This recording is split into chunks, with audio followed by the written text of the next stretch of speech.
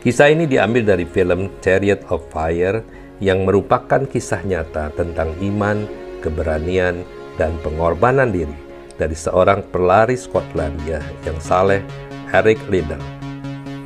Dalam film diceritakan, saudaranya Jenny Liddell menentang kegiatan Eric sebagai pelari. Jenny sering mengingatkan Eric bahwa seharusnya ia sudah pergi ke China dan menjadi misionaris.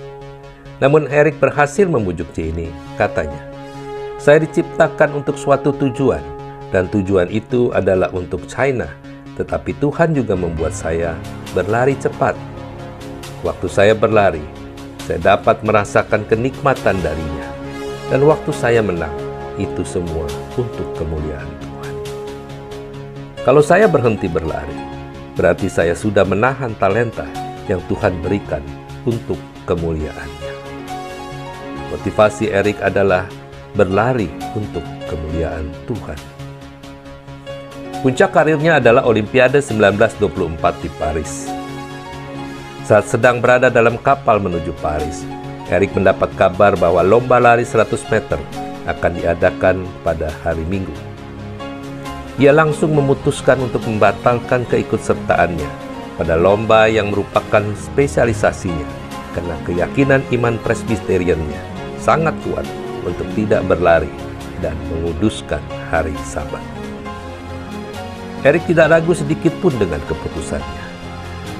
Jelang hari H lomba 100 meter, rujukan pun datang dari pihak keluarga kerajaan dan Komite Olimpiade Inggris yang membujuknya dan mengatakan Eric Liddell seharusnya mengutamakan raja dan membela negara, baru kemudian Tuhan.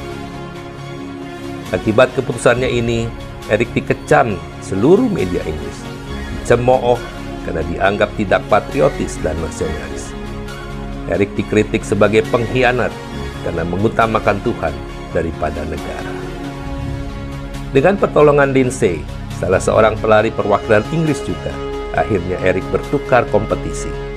Eric yang awalnya terdaftar sebagai peserta dalam pertandingan lari 100 meter, ditukar menjadi 400 meter. Para peserta lainnya menganggap rendah Eric karena kurangnya persiapan, dan ia jelas-jelas tidak siap untuk berlari 400 meter.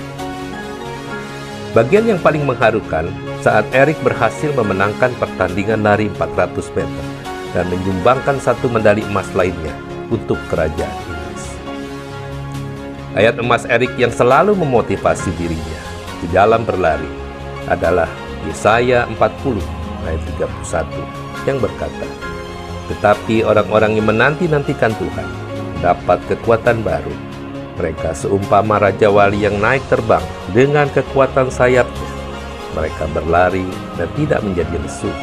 Mereka berjalan dan tidak menjadi lelah."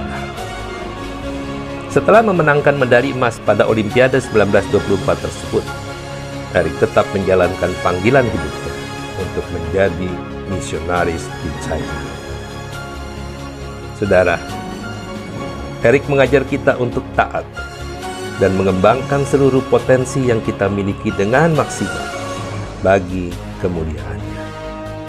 Karena sesuai firman-Nya di Kolose 3 ayat 23 berkata, "Dan segala sesuatu apapun yang kamu lakukan, kerjakanlah dengan segenap jiwa seperti kepada Tuhan dan bukan kepada manusia."